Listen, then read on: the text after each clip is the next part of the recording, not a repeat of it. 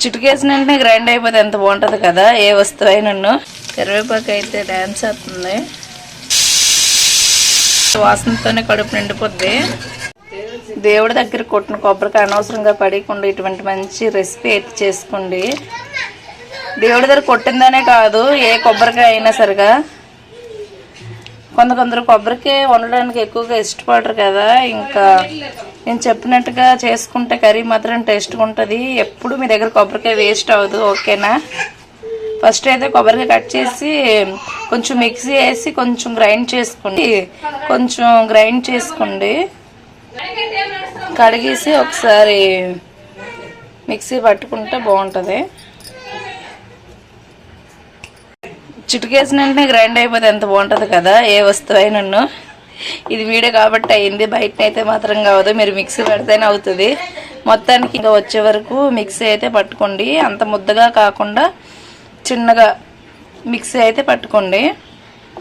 ఈ కర్రీ అయితే కుక్కర్తో వండుకుంటే ప్రాసెస్ కూడా వేగంగా అయిపోద్ది, టేస్ట్గా కూడా ఉంటుంది. అందుకే మేము ఎప్పుడు ఈ కర్రీ చేసినా కుక్కర్ మీద చేస్తాం. నూనె అయితే వేడెక్కింది, ఆనియన్స్ వేసుకోండి. ఆనియన్స్ కొంచెం ఫ్రై అయ్యాక ఎండుమిర్చి పోపు అయితే వేసుకోండి. పచ్చికరివేపాకు వేసుకోండి. పోపు మంచిగా వేగిన తర్వాత అయితే చూసారా ఎంత మంచిగా అవుతుంది. కరివేపాకు అయితే డ్యాన్స్ అవుతుంది.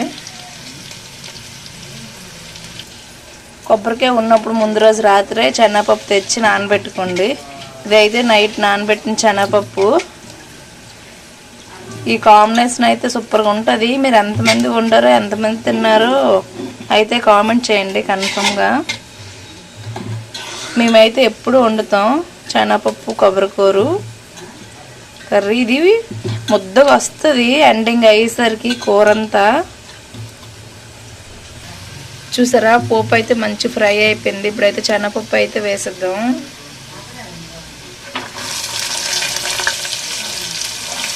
శనగపప్పు వేసిన వెంటనే పోపు అయితే మంచి వాసన వస్తుంది.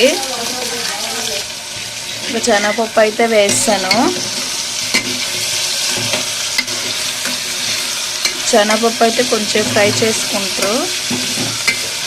ఒక 5 minutes అయితే శనగపప్పు ఫ్రై చేయండి. ఇది బాగా నానింది, నైట్ నానబెట్టిన శనగపప్పు కదా. ఉడకడానికి కూడా ఎక్కువ టైం పట్టదు, ఎందుకంటే 90% నానిపోయింది కాబట్టి. ఇంక మొత్తానికి అయితే 5 minutes అయితే ఫ్రై అయింది శనగపప్పు.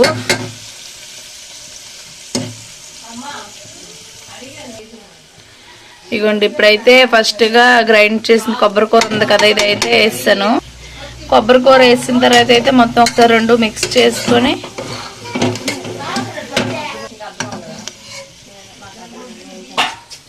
ఇంక సరిపడా ఉప్పు అయితే వేసుకోండి. మొత్తానికైతే ఒకసారి మిక్స్ చేసి ఒక 5 minutes మగ్గాకైతే వాటర్ వేసుకుందాం.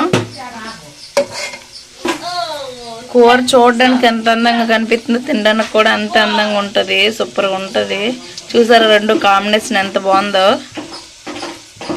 ఇప్పుడైతే ఒక 5 minutes మూత పెట్టి అయితే ఒకేద్దాం, బాగా మగ్గిపోద్ది. 5 minutes అయితే అయిపోయింది. వాటర్ అయితే వేసిద్దాం కూరకు సరిపడా. వాటర్ వేసిన తర్వాత పసుపు అయితే వేసిద్దాం. ఫస్ట్ ఉప్పు వేస్తాం కదా, కారం కూడా వేసిద్దాం.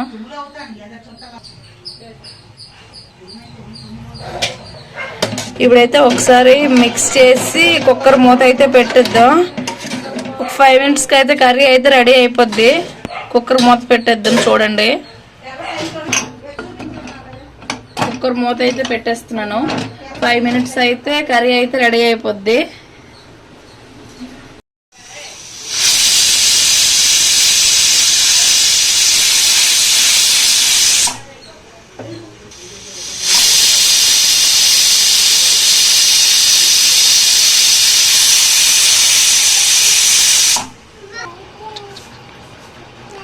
చూడండి ఈరోజు పూజ అయితే కంప్లీట్ అయిపోయింది. మమ్మీ దండం పెట్టేస్తున్నారు. కూర అయితే రెడీ అయిపోయింది. చూసారా చూసారా కూర అయితే రెడీ అయిపోయింది, ఎంత మంచిగా అయిందో. ఇది ఇంకొకసారి స్టవ్ ముట్టించి ఒక 5 minutes ఉంచితే కూర అయితే రెడీ అయిపోద్ది. 2 సార్లు చెప్పదే. ఓకే చూసారా, ఇప్పుడైతే ఒక 5 minutes అయితే ఉంచుదాం. చూసారా మొత్తానికి అయితే దగ్గరికి అయిపోయింది. 5 minutes ఉంచాకైతే ఈ కూర ఇక సూపర్గా ఉంటుంది. వాసన కూడా మంచిది వస్తుంది, వాసనతోనే కడుపు నిండిపోద్ది.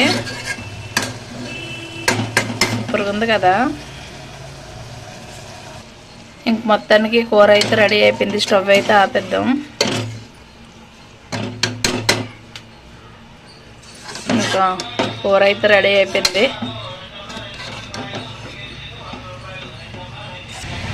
టేస్టీ టేస్టీ శనగపప్పు కొబ్బరికాయ కూర అయితే రెడీ అయిపోయింది. మీరు కూడా ఒకసారి ట్రై చేయండి, సూపర్గా ఉంటుంది. ఎవరైనా ట్రై చేస్తే మాత్రంగా కామెంట్ చేయండి కన్ఫర్మ్గా. ఇంకా ఇది వీడియో. Bye bye. ఇంకా మరిన్ని రెసిపీస్ కోసం సబ్స్క్రైబ్ అయితే చేయండి.